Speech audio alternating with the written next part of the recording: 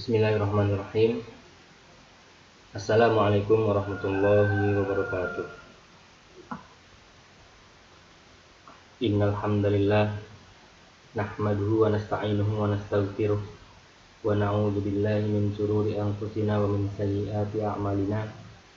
Man yahdihillahu fala mudilla lahu wa man yudlilhu fala hadiya lahu.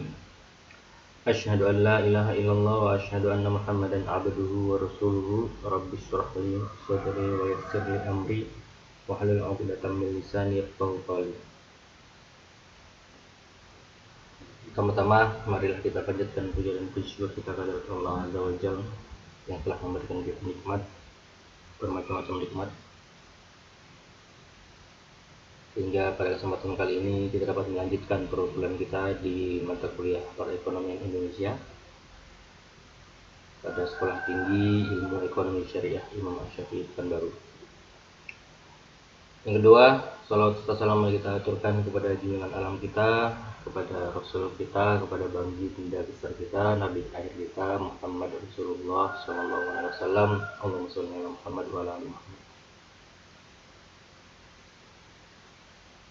Baik, insyaallah pada kesempatan kali ini kita akan bersama-sama mencoba membahas tentang sistem perekonomian Indonesia.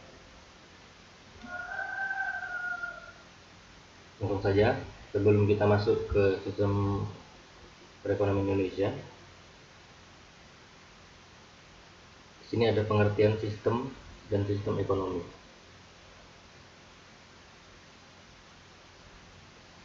Pertama ada sistem. Istilah sistem ini berasal dari bahasa Yunani atau dari kata sistema yang dapat diartikan sebagai keseluruhan yang terdiri dari macam-macam bagian.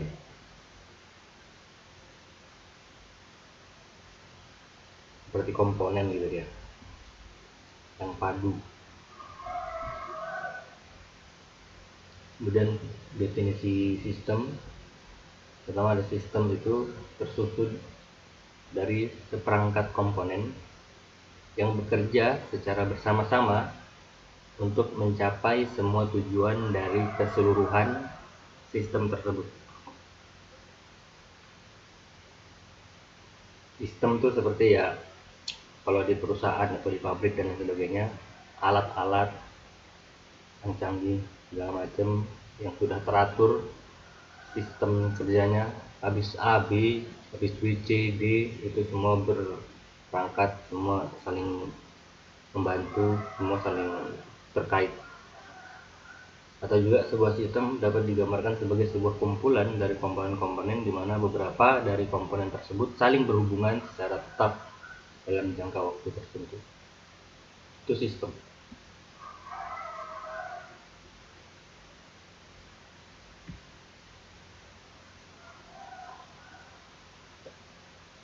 Kemudian ada ciri dari sebuah sistem. Yang pertama, setiap sistem tidak hanya sekedar kumpulan berbagai bagian unsur ataupun komponen, melainkan merupakan satu kebulatan yang utuh dan padu. Jadi tidak berpisah-pisah ya. Setiap komponen, unsur, setiap bagian saling berkaitan dan tidak terpisah, utuh dia. Itu yang namanya sistem, ciri dari sistem. Kemudian setiap sistem melakukan kegiatan atau proses mengubah masukan menjadi pengeluaran. Ya, tadi contohnya seperti perusahaan, ada input, prosesnya apa, outputnya apa. Jadi sistem itulah yang bekerja, input, proses, output. Dari apa yang dimasukkan, nanti apa yang menjadi output atau keluarannya.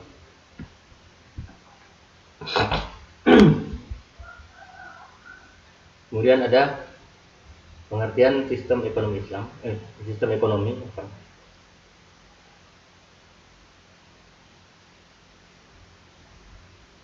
bisa mencangkup seluruh proses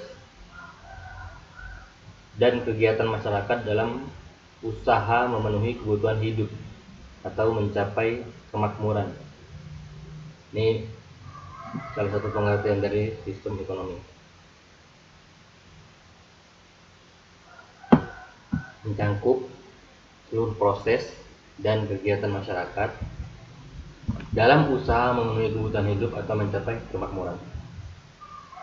Atau bisa juga dikatakan suatu organisasi besar yang menjalin berbagai subjek dan atau objek serta kelembagaan dalam suatu tatanan tertentu. Jadi sistem ekonomi ini juga bisa dibilang suatu organisasi gitu ya. Kemudian bisa juga suatu organisasi yang mengatur serta menjalin hubungan ekonomi antar manusia dan seperangkat kelembagaan dalam suatu tatanan hidup.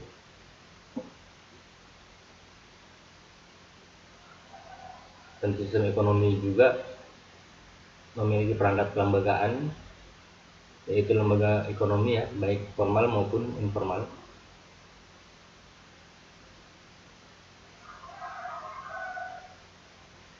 Ada lembaga keuangan bank, ada lembaga keuangan non bank.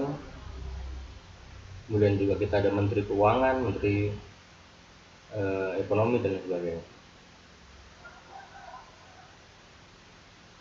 Kemudian sistem ekonomi ini juga bisa disebut dengan cara kerja ataupun norma dan peraturan atau hukum atau dan lain sebagainya. Ini sistem ekonomi. Kemudian sistem ekonomi juga bagian dari sistem sosial yang menentukan jawaban atas pertanyaan apa dan jasa apa yang dihasilkan, kemudian bagaimana menghasilkannya, kemudian forum untuk siapa barang tersebut dihasilkan. Jadi ada hubungannya dengan kaitan produksi, konsumsi, dan distribusi ya. Aktivitas ekonomi, kembali lagi aktivitas ekonomi. Itu suatu kumpulan dari mekanisme dan lembaga ekonomi yang ada di masyarakat dalam melaksanakan aktivitas ekonomi. Itu tadi produksi, konsumsi, dan distribusi.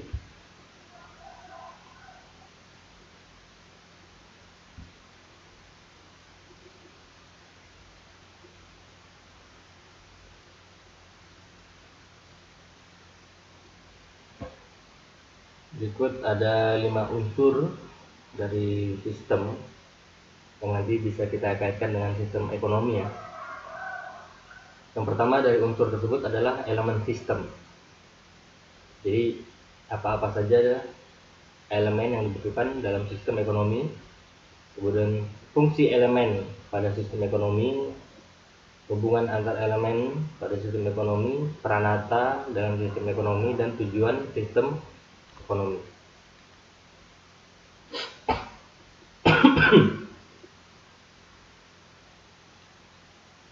Pertama kita bahas ada elemen sistem ekonomi.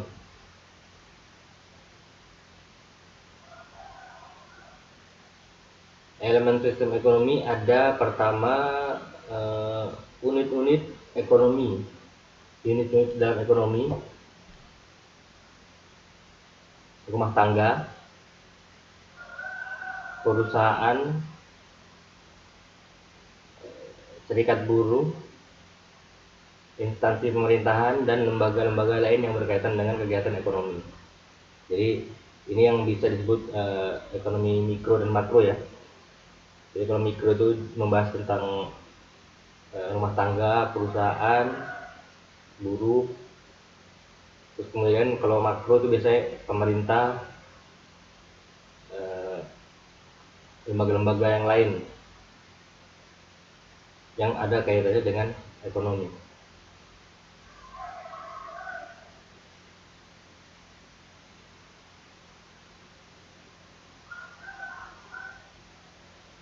Kemudian dari elemen sistem ekonomi ini juga ada pelaku-pelaku ekonomi,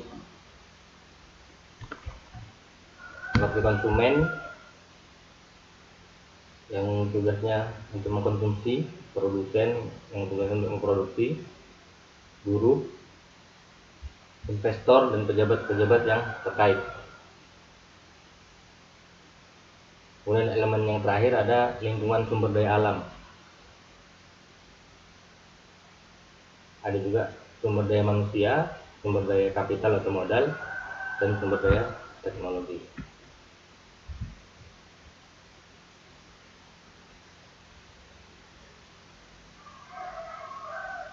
Kemudian ada fungsi elemen sistem ekonomi. Tadi ada 11 elemen, kemudian ada juga fungsi-fungsinya. Fungsi-fungsi elemen dalam sistem ekonomi yang harus dijalankan selama berlangsungnya proses kegiatan ekonomi seperti fungsi-fungsi produksi, konsumsi, distribusi, investasi, dan regulasi.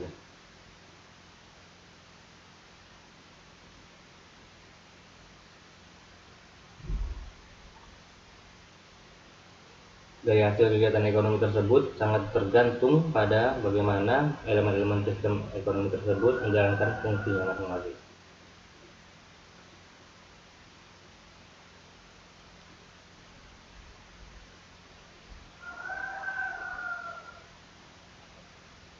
Karena ini saling terkaitan gitu, antara produksi, konsumsi, distribusi, investasi, regulasi. Jadi nggak ada orang tidak ada yang produksi kalau tidak ada konsumsi di situ.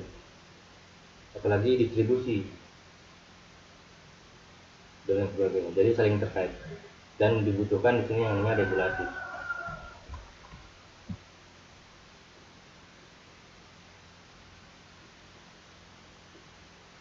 Kemudian ada hubungan antar elemen sistem ekonomi. Tadi ada unit-unit ekonomi ya, ada pelaku ekonomi, sumber daya alam, sumber daya manusia. Ini semua saling berhubungan satu sama lain. Dalam suatu pola hubungan tertentu sehingga menimbulkan proses kegiatan ekonomi. Jadi pelaku ekonomi, unit-unit ekonomi, kelembagaan, perusahaan dan lain sebagainya, negara, pemerintah, pelakunya, pelaku ekonominya,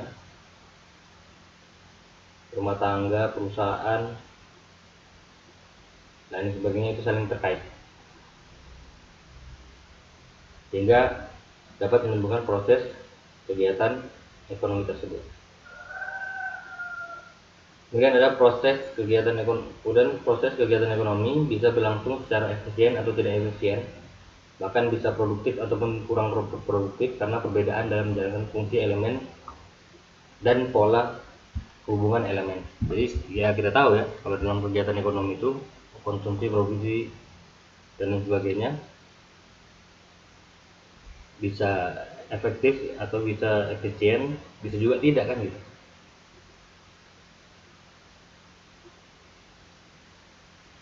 Dalam produksi pun juga begitu.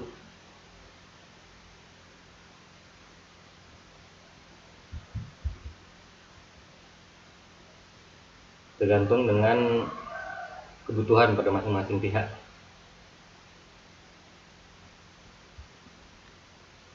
Sesuai nggak menjalankan fungsinya sebagai konsumsi atau fungsi sebagai produksi atau fungsi sebagai distribusi, fungsi regulasi dan sebagainya. Kemudian ada peranata atau institusi dalam ekonomi. Mekanisme yang mengandalkan proses kegiatan ekonomi itu disebut dengan peranata atau institusi ekonomi yang terdiri dari yang pertama ada norma hidup seperti norma agama, adat istiadat, tradisi, dan etika profesi.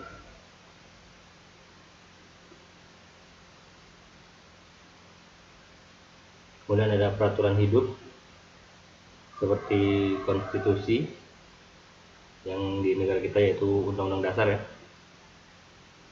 Kemudian peraturan pemerintah atau PP. Kemudian ada peraturan daerah atau perda, keputusan presiden, surat keputusan atau surat edaran, perjanjian bilateral atau internasional.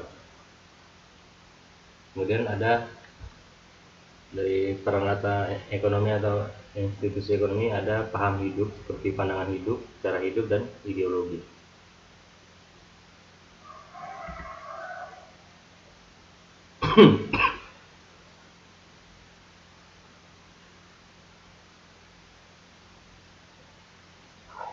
Kemudian ada tujuan sistem ekonomi.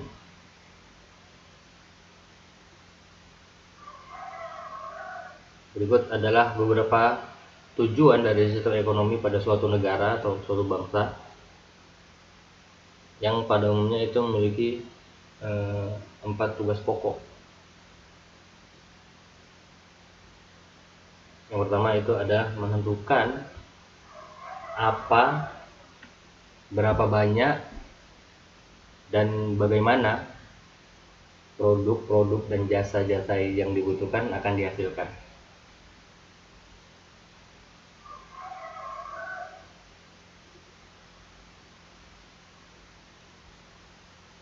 Itu tujuan sistem ekonomi pertama. Jadi tujuannya untuk menentukan apa aja barangnya, bagaimana produknya, jasa-jasa apa saja yang dibutuhkan untuk dihasilkan di suatu negara tersebut. Kemudian yang kedua, mengalokasikan produk nasional bruto untuk konsumsi rumah tangga, konsumsi masyarakat, penggantian stok modal, dan investasi.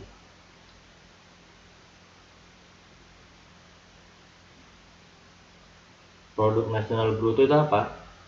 Kalau di bahasa Inggrisnya itu biasanya gross national product. Itu total nilai pasar semua dari produk dan jasa yang dihasilkan pada suatu negara dalam 1 tahun dengan tenaga kerja dan properti yang disediakan oleh semua penduduk, baik di dalam negeri maupun di luar negeri. Jadi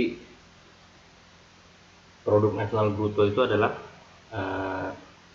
total nilai pasar semua produk dan jasa yang ada di negara itu dan di luar negeri bagi masyarakatnya yang ada di luar negeri. Jadi semua dikumpulkan menjadi satu dalam jangka waktu 1 tahun tersebut.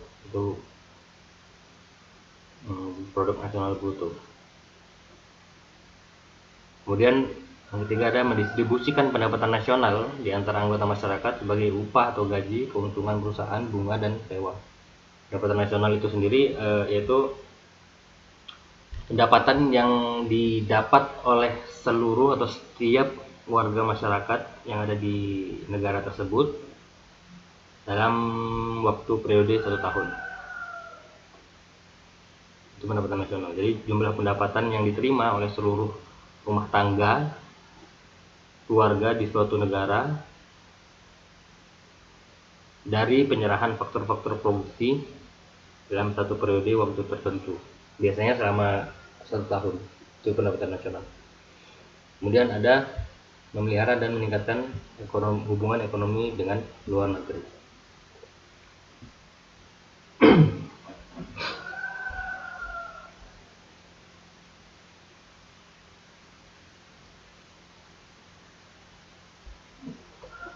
Kemudian macam-macam sistem ekonomi.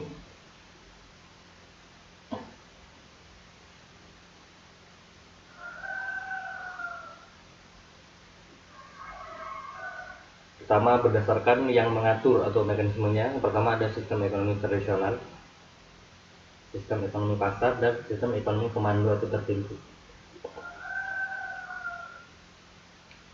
Kalau sistem ekonomi tradisional ini yang seperti dulu dia masih menggunakan sistem barter.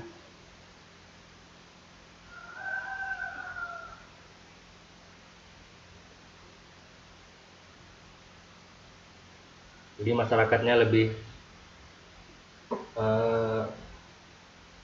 memilih untuk memproduksi sendiri. Jika mau mengkonsumsi apa yang mau dia konsumsi, dia lebih memilih untuk memproduksinya sendiri. Kemudian ada macam-macam sistem ekonomi berdasarkan kepemilikan aset.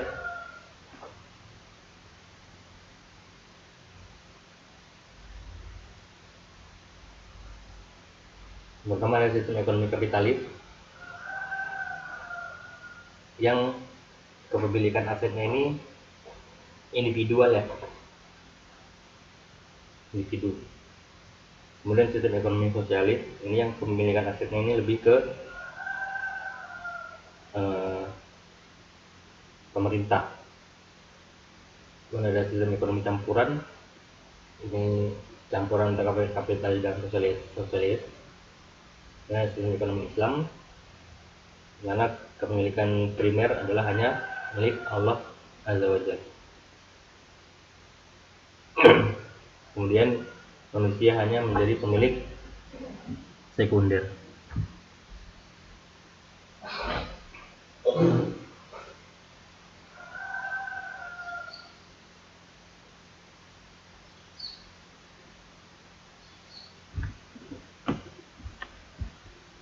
Selanjutnya ada sistem ekonomi Indonesia. Jadi sistem ekonomi Indonesia ini sering disebut dengan sistem ekonomi campuran ya. Ada juga ekonomi Pancasila, itu juga demokrasi ekonomi,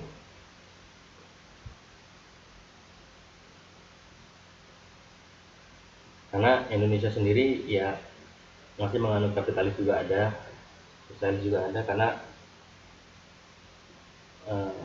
makanya itu ada yang namanya swasta, ada yang namanya negeri ya, kan gitu. Jadi kalau ibaratnya kalau di sistem ekonomi sosialis itu semua punya negara, dikelola oleh negara. Kalau di kapitalis itu semua swasta, semua yang ngelola pribadi.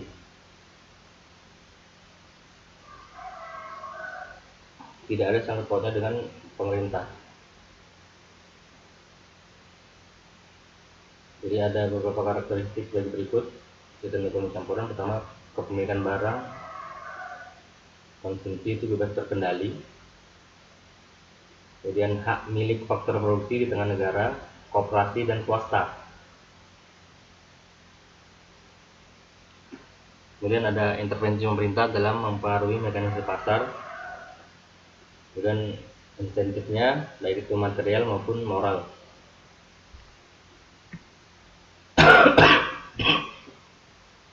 Ini pembangunan sistem ekonomi Indonesia yang pertama dari nilai-nilai dasar ideologis,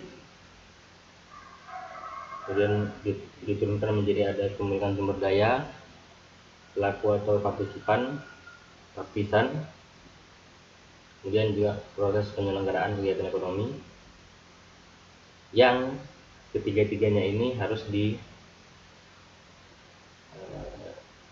dilekatkan dengan nilai-nilai dasar ideologis.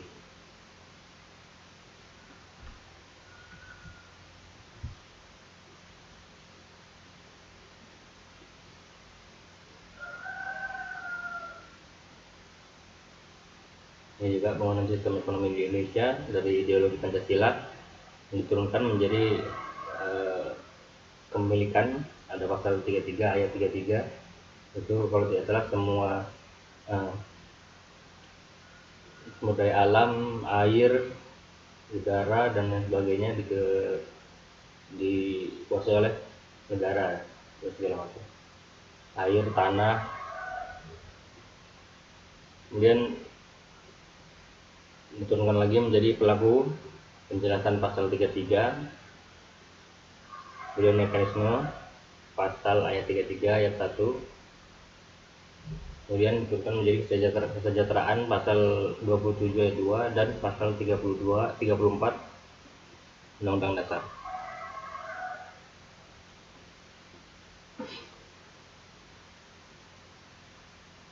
Nah, dalam pasal 33 itu tercantum dasar demokrasi ekonomi produksi yang dikerjakan oleh semua untuk semua di bawah pimpinan dan pemilikan anggota-anggota masyarakat. Jadi kemakmuran masyarakatlah yang diutamakan, bukan perorangan. Oleh sebab itu perekonomian Indonesia ini disusun sebagai usaha bersama untuk berdasarkan atas asas kekeluargaan. Contohnya misalnya bangunan membangun perusahaan yang sesuai dengan kekeluargaan tersebut. Misalnya apa, koperasi kan, sistem koperasi kan kekeluargaan.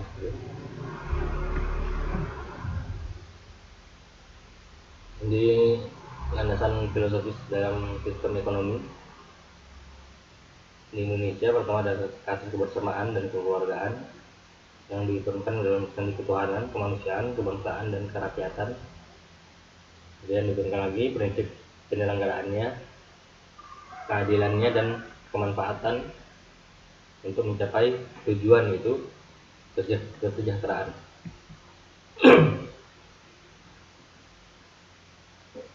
Ini ada harmonisasi landasan sistem ekonomi, politik, dan sosial di Indonesia.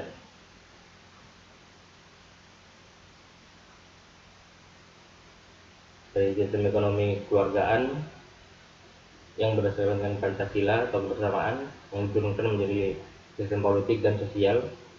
Kalau politik berupa musyawarah atau mufakat, kemudian sistem sosialnya gotong royong.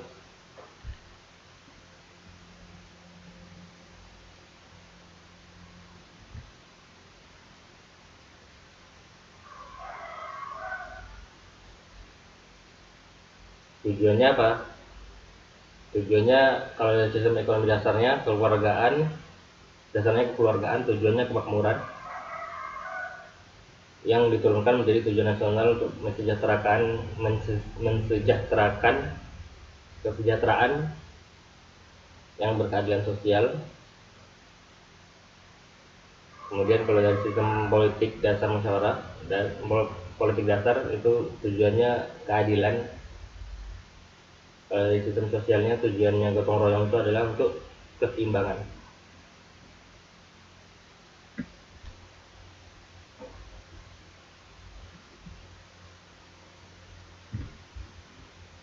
Ini 4 komponen sistem ekonomi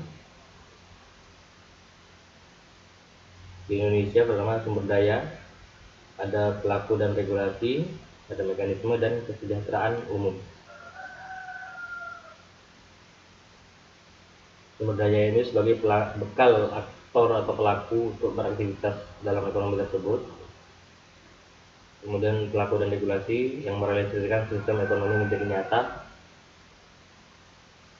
Kemudian mekanismenya sebagai pedoman untuk menyelenggarakan kegiatan ekonomi. Kemudian kesejahteraan umum sebagai referensi atau tujuan semua komponen sistem ekonomi. Komponen pertama ada kepemilikan sumber daya. Jadi bentuk-bentuk kepemilikan ini bisa individu atau privat, jadi bisa publik juga, dan negara. Jadi beda ya, kepemilikan individu, publik, dan negara itu berbeda-beda mas. Kemudian kaidah kepemilikan atau keperolehan harta bisa bekerja dengan cara lain dengan memanfaatkan efektivitas yang tidak merugikan dan duduk pada kepentingan umum. Kemudian ada sumber daya alam yang pertama bisa yang dikuasai oleh negara tapi bukan dimiliki. Kemudian pengalaman masa lalu yang sering menimbulkan ketidakadilan sehingga diusulkan menjadi pemilikan publik. Kemudian sering juga menjadi sumber konflik sumber daya alam.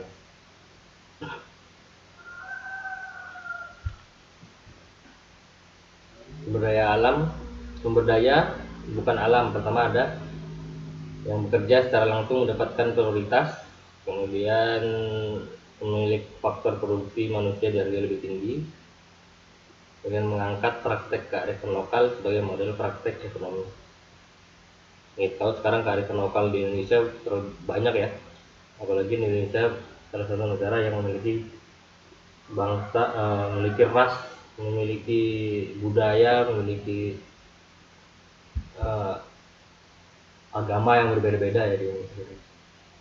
Jadi potensi kearifan lokal di Indonesia ini sangat tinggi, budayanya dan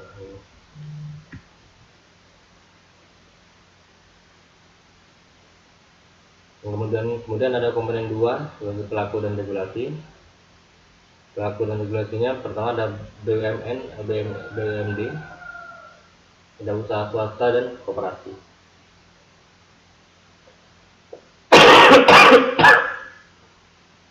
BUMN sama BUMD ini gunanya untuk menjaga stabilitas ekonomi sebagai masuk kebutuhan publik. Dan swasta juga penggerak utama pertumbuhan ekonomi, karena swasta juga sangat membantu dalam memperkecilkan tingkat pengangguran yang ada di Indonesia.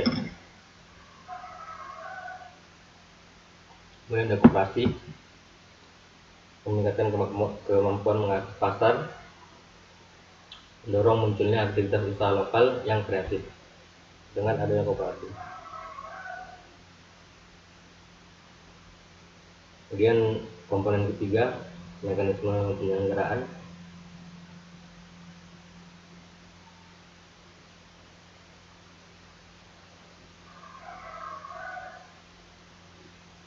Yang pertama ada kepemilikan awal, mekanisme pengelolaan, dan hasil kepemilikan setelah pembangunan yang menghasilkan perencanaan demokrasi dengan basis kerakyatan dan berasas kebersamaan.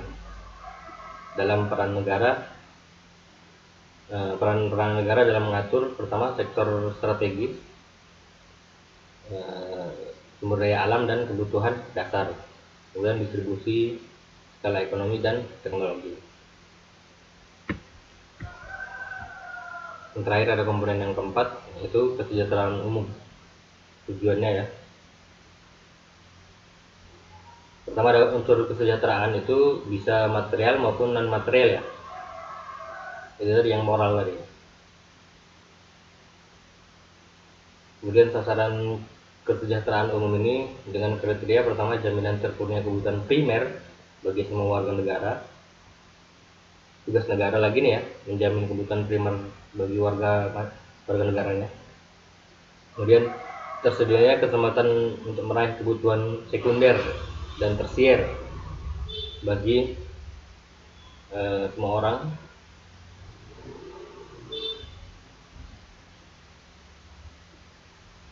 Selanjutnya ada pembagian tanggung jawab kesejahteraan individu, keluarga, masyarakat, dan negara. Kemudian instrumen kesejahteraan itu bekerja dan jaminan sosial. Kemudian ada pilar bertanggung jawab. Semua pilar bertanggung jawab.